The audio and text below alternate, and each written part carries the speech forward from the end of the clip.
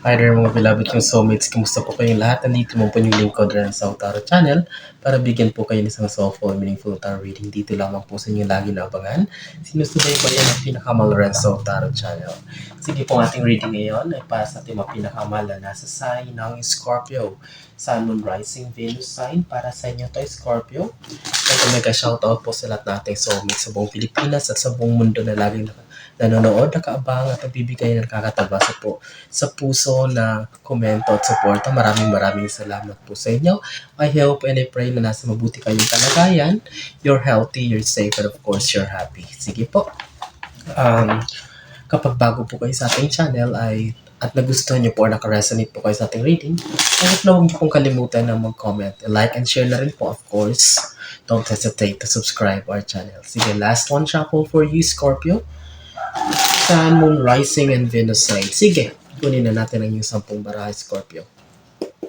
Spirit Universe, Spirit Guides, Angels, and Sisters, can give us 10 cards please for Scorpio reading. Spirit Universe, Spirit Guides, Angels, and Sisters, pasensya na po sa konting ingay sa background. Just focus on the reading po. Spirit Universe, Spirit Guides, Angels, and Sisters, 10 cards please for Scorpio. Ito po, pag nagpapakita po, binabalik po natin, kailangan yung mga nakakaublang po or yung tumatalsik lang po ng baraha. Yan. Ang dami. Balik po natin. So, maybe 1 or 2 cards only. Pasensya na po, parang magulo. Medyo messy, but don't worry. Diyan po tayo komportable. Diyan po tayo nakakakuha ng mga magagandang cards where nakaka-resonate po ang karamihan sa ating mga soulmates. Spirit Universe, Spirit Guides. So, 3. 7 cards. Yun. 4. 6 more cards please, Spirit Universe, Spirit Guides, Angels, and Sisters. 6 more cards please for Scorpio. Again, hindi po ako magsasawang pasalamat sa inyo sapagkat kung wala kayo ay wala pong success ng Rensau Tarot Channel. Simula noon hanggang ngayon na hindi nyo po ako iniwan, hanggang ngayon na tayo muling nagbalik after a long time na wala po tayong upload. But still, nakaka-overwhelm po ang yung support. Maraming salamat po. So, last 2 cards para sa inyo, Scorpio. Yun. Sorry, akala ko may nahulog. Ayan. Then, last one. Okay. Your 10 cards are now complete, Scorpio. Huwag na nating patagalin pa. Let's begin. Ano bang meron? Ano bang ganap? Okay. Your first card is Scorpio is the 9 of Pentacles. I can see her stability in terms of finances. So maybe for the past times, mga nakarang araw, linggo at buwan ay medyo worried or medyo may struggle in terms of finances. But now, it will turn around. Medyo papabor sa iyo ngayon ang magandang sitwasyon we're in terms of finances or in terms of money. You don't need to worry. There's a lot of new things that will be coming on your way na pwede mong pagkunan or maging source of income. So, it will be working on your favor. So, maaaring may mga bagong business ideas na pwedeng buksan, bagong trabaho na medyo malaki ang sahod na pwede mong pasukan or any kind of thing na mag-produce sa inyo ng stability in terms of kaperahan ni Scorpio. Okay? So, we have 10 of Cups. A big celebration is coming on your way.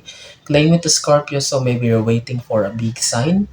May isang malaking milestone or achievement ka na nag-aantay ka lang ng resulta, maybe visa approval, promotion, or kung ano man yan. So here you are, not only, hindi lang ikaw ang magiging masaya o magsa-celebrate, but all the members of the family, all of your friends, lahat ng mga tao sa paligid mo na malapit sa'yo. So, this will be added, magdadagdag ito sa mga achievements and mga recognitions na nakamit mo na. So, it will make your name a little bit, makikilala. You will be setting as an inspiration. People will be admiring you. They will be congratulating. And of course, they will be so happy with this big milestone na makakamit mo, Scorpio. So, claim it and own it already na parang nakamit nyo na. But you are guaranteed, okay? So, we have 3 of Pentacles, sir. So, Scorpio, a little bit of reminder to be extra cautious, maging maingat, maging mapagmatsyag because I can see her transaction or pag-uusap. Although this 3 of Pentacles is all about money, but if you can see, this is the dark corner. Medyo hindi bakit kung honest naman ng pag-uusap, bakit kailangan sa madilim pa na room?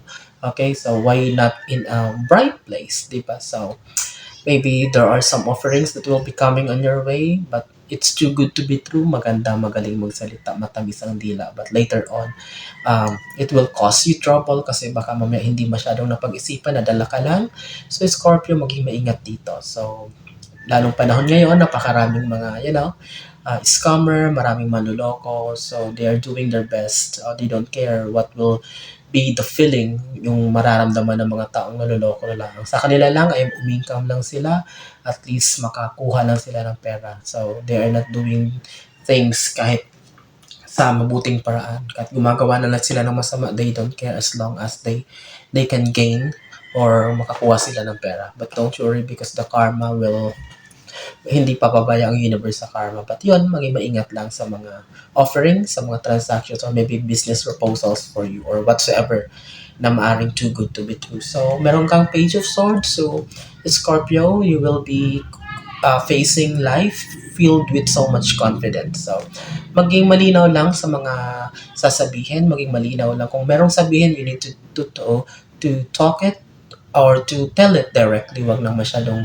itago pa, baka mamaya may problema ka na pala sa isang tao at kinikimkim mo lang. Baka mamaya yung tao ay walang idea na may problema na pala, ay, it will cost you in the future. So, Scorpio, you need to face the reality with a clear communication. Kailangan lang malinaw na pagkikipag-usap. Magiging maayos naman ang lahat, but you will be facing life, i-deal mo ang mga sitwasyon, bagay-bagay na puno ng kumpiyansa, confidence. So, here, so you're not worrying anymore, wala ka nang kinakatakutan, wala nang, hindi ka nagpapakontrol sa kung sino man. It's because you are now so confident. So this Page of Swords signifies that you have now matured, you're now a disciplined kind of a Scorpio. No one can control you now, no one can, kumbaga, hindi ka na basta-basta namamanipulate. So that's a good thing for you, Scorpio.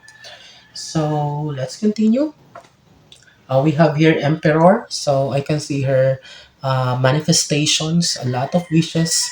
So maaring may mga Scorpio sa inyo na talagang this is in relation with the Ten of Cups. So kung ano man yan, it will be granted.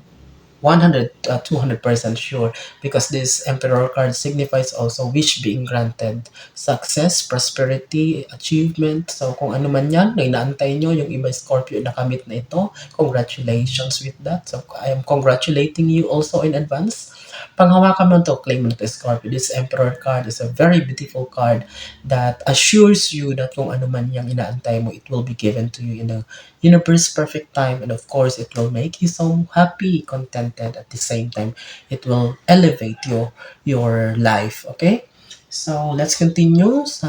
I hope na nagustuhan nyo or nakaresonate kayo. Mag-comment kayo kapag nagustuhan nyo. At the same time, like and share. Of course, don't forget to subscribe our channel. Sige, Scorpio, so there's no question, no doubt. We have here the Chariot card. So there's a movement talaga. There's a movement. So there's a massive turn around for you.